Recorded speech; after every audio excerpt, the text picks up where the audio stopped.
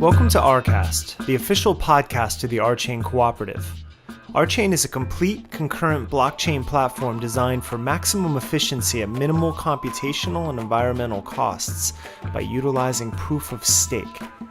Beyond our platform, our investment partner, Reflective Ventures, funds organizations that are working within our core mission statement to create a better world by enabling social coordination in robust, secure, and scalable ways. I'm Derek Barris, the Director of Content for RChain. Each week on RCast, I'll be talking with the founders of our portfolio companies, as well as co-op members, staff, and other figures in the RChain ecosystem about the most pressing issues in blockchain today. Please check out rchain.coop to learn more about the platform, our community, validator sale, and information on becoming a member. This year, over 15 million people will visit the Saudi Arabian city, Mecca, including the few million currently there for the annual pilgrimage, the Hajj. As the birthplace of Muhammad, it is considered the holiest city in all of Islam. Every adult Muslim is required to make this journey once in their lifetime.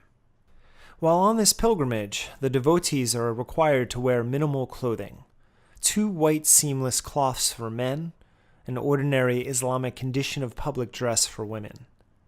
While the walk sounds primitive, the Saudi Arabian government has spent over $100 billion to provide more facilities along the way. And even though pilgrims are required to carry minimal goods, cell phones are now part of this tradition. So when I read that Augmate, an IoT and wearable device management company building on blockchain, is working on social coordination tools for pilgrims traveling to Mecca, my eyes perked up.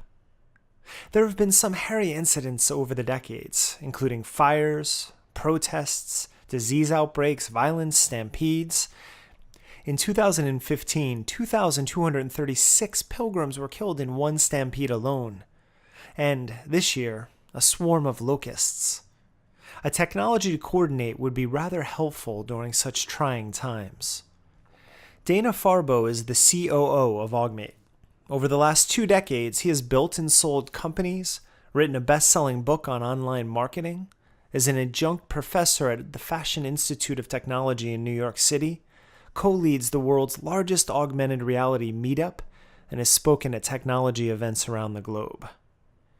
To understand what Augmate's management system entails, Farbo explains it in an interview last month with Security Tokens Academy. For the caveman, Yes. So I have a drone, or I've got VR glasses. What does Augmate let me do with it? Yeah, that's a perfect question, because right now you would just deploy the drone, and just use it. Got my thing Exactly, and you'd have an app People that you yell would at do me, that. get the Exactly. out from over my But house. if you're in a business, if you're an enterprise, you need to control that entire fleet of drones. You Right. can't do it with each individual app. You can't do it with just trying to plug them in and update the firmware. So we create the underlying control platform, so you can put an application on the device. You can maintain the security protocols. You determine who uses it, who can basically use the types of applications. You can geofence it, so if it goes somewhere off target, it gets shut down, etc. Yeah. Oh, wow. Okay, so you're basically a way that I can see what's going on with a whole lot of my stuff. Absolutely. Govern it, have data about it, get more intelligent about how it's being used, and then tell it how to be used. You're exactly right, and that's where blockchain comes in. What we're saying is that we're living in this world of centralized servers, SaaS-based environments. We're not saying centralized server environments being able to maintain the level of control of the data long-term, as every one of these devices creates a magnitude of data. Yeah. So it's going to be an overloading scenario where distributed ledger, blockchain, decentralized environments that we're building into. That's the future. That's how we can maintain flow and control on a local side while then rolling everything up into a management portal. During our talk, we discussed privacy in the age of wearables. For example, what measures will be put in place if a doctor filmed a birth and then had his device stolen, as well as how Augmate stays one step ahead of hackers, the potential of using VR and even augmented reality for sexual harassment training, and how Verizon is using Augmate's platform right now to simulate in-store robberies. And, of course, we chat about why blockchain is the key to all of these forward-seeking applications.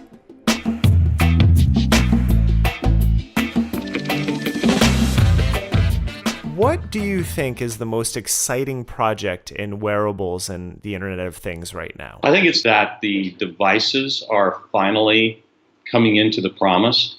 So in the past, there's been a lot of work done and a lot of hype around devices that can improve operational efficiency used in work, and even at one point, the consumer side with Google Glass. But the devices just weren't ready for prime time.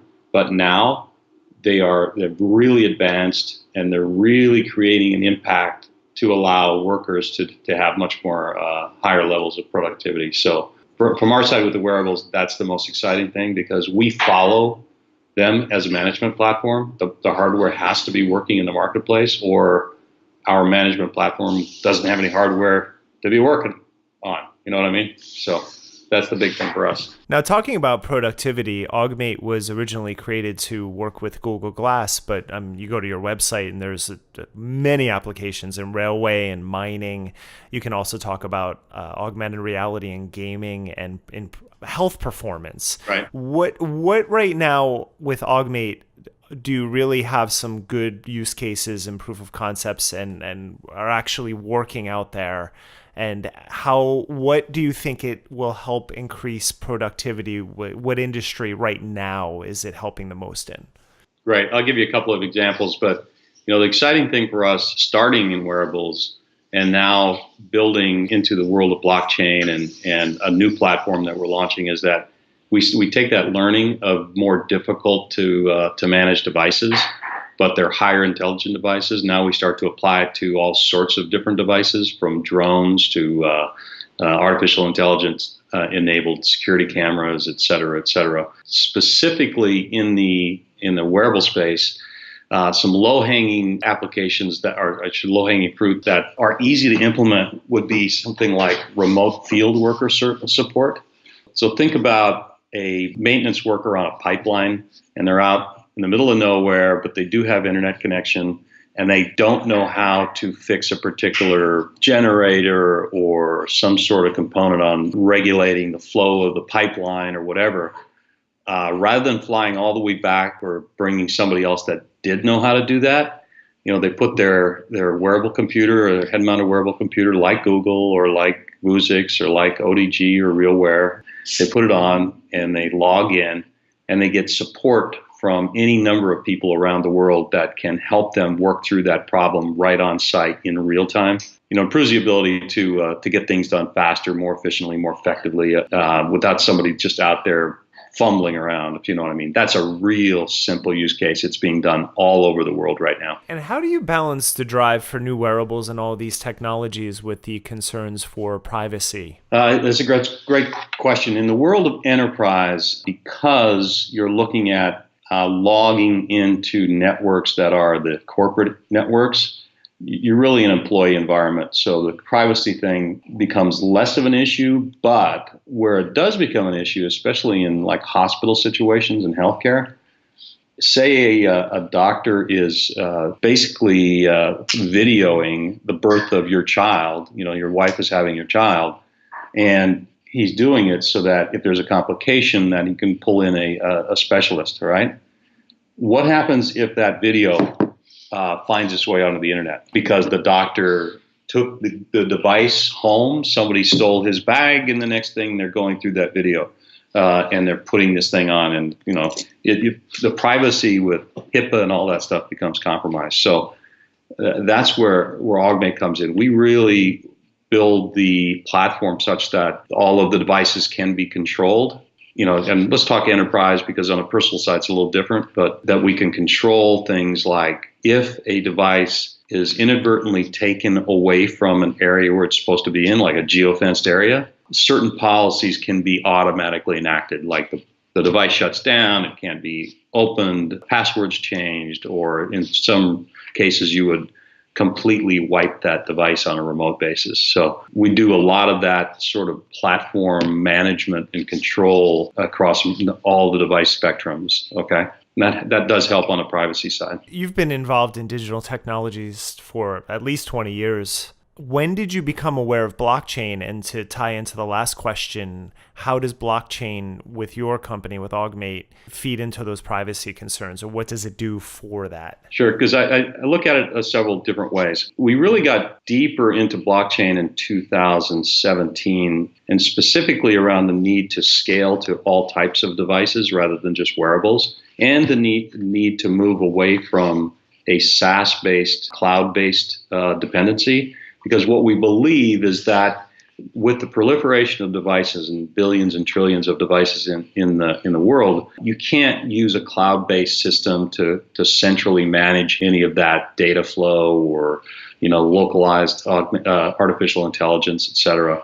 So the blockchain or distributed ledger technology has the promise, and we know that there are lots of promises and still lack of use cases in many ways, but we believe in the ability to go decentralized for some of the needs and the data flow and the storage and the privacy. So let's take that down back to the privacy level. And for instance, we're very excited about the VR market right now for training and simulation, from anything from sexual harassment in worker environments where you teach people in simulation that looks real life, how to react and act in the workplace and stay away from sexual harassment environments. Imagine that you as an individual are going through sexual harassment training using simulation. Do you want all of your personal data to be captured by the company, or do you want to have some control over your personal data long term? We believe that there's a need for company information to be captured and stored for the company, but that personal information has to be in the control of the individual. Okay, and you're going to give up your rights in some cases, but at the same time, whether it's coming out of Europe for GDPR, for privacy legislation, or whether it's here in the States for just natural makes sense type of implementation, we believe that their blockchain offers us a way to keep our personal information, even in a work environment, secure to ourselves, and we give it to whoever needs it when we feel that there's value to that organization. And I think without a blockchain, I just don't think there's any other way you can do that. That's fascinating with sexual harassment augmented reality training. We would do primarily virtual reality to start, Derek. Interestingly, you can then move towards AR to even make it more like in sort of workshop environments to make it simulated even differently. So, but yeah, go ahead. I've always been amazed that men who are extremely aggressive can't or refuse to pick up on the facial expressions of women. You can usually tell biologically or physiologically, you can tell what someone is thinking before they recognize it by watching their facial expression. So I'm wondering if the virtual reality, if the facial expression component is part of it, or body pantomimes, things like that. Yeah, those content pieces have not been created yet for the most part. But it's an amazing insight. I mean, that's exactly what we would test. And what I love about what our platform does, Derek, is that we can actually input dynamic components to change the scenario. With Augmate, you could be watching the entire simulation play out, and you realize that your scripted sort of one-way learning needs to change based on the individual getting the training. He or she is just not getting it. So you throw another dynamic, another variable in there. You might say, all right, you're in a sexual harassment environment where all of a sudden you have to take a right to get to the cafeteria and the lights go out. What happens? You're there with a woman and that you're pretty attracted to, and the lights go up and you're right next to her. Do you take advantage of that? So you just like throw a variable in there, that's pretty cool. I think the dynamic aspect of training in the future is going to be huge. Right. I never thought of VR or AR as a training tool for empathy, but that's a great idea. I mean, that's such a wonderful application. Our client, Verizon, is using VR training right now to simulate in-store robbery. So somebody walks in the door, pulls out a gun, starts screaming at him, yelling with, obscenities and everything, get on the floor. When the people go through that, and we're right there with them, and they're using a content company called Striver, when you see the reactions of those people in those scenarios, you can't teach that just showing them a video or, a PowerPoint slide or something like that.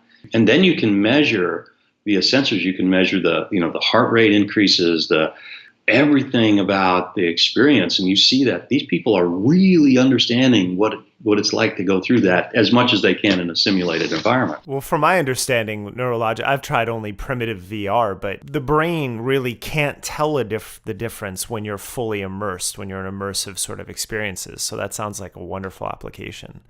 There's one other one that I have to bring up because I think this is also fascinating. I think you wrote about it on LinkedIn, I believe, but using your technology for Mecca, for pilgrims traveling to Mecca. In that world, you have to take a long approach. And yes, it's still going on, but it's not like we're going to implement within the next 30 days or so. So we're still in discussions, but it's a perfect example of sort of an interoperable device environment tied to a person with a, whether it's a magic band type wristband that they can use to connect to a phone or tap on a kiosk to check in. It's amazing in that, most of the pilgrims to Mecca, they're not very technology savvy. They come from all over the world. There's lots of different languages, and they go through a whole process and a whole schedule to move from point to point to point to point. When you start to connect the devices, start to protect the personal information of that person as they move through those different paths, you just create a more fulfilling experience, higher levels of safety, more ability to pay for things using whether it's blockchain-enabled cryptocurrency or some tie to a digital currency. So they're basically wrapped in sheets. A couple of sheets are wrapped around their body with minimal things that they carry. They're not carrying like a backpack when they're going through these things. Last question. I could talk about that all day because I'm fascinated by by pilgrims and that whole the devotion that goes into it. But I want to get onto this last thing. Do you feel that there are any dangers with virtual reality, or especially augmented reality, in terms of changing people's expectations of what actual reality entails? Absolutely. But I'm a believer that you cannot regulate technology such that you limit the experience because you're fearful that something negative might happen out of it. There are certain things you got to limit, like regulation of porn to underage children and things like that. I mean, there's got to be limitations, but in terms of the technology advances, I don't see where you would limit technology advances. At some point, we have to be careful that the devices don't control us. I'm not a world's going to end sort of guy, but in the end, this is about the human connection. The tendency in technology is to create efficiencies and lessen the load on the individual as you allow them to do more, see more, understand more. So eventually, you could see where we lose our physical bodies to just the brain environment, and then the machines do all the work for us.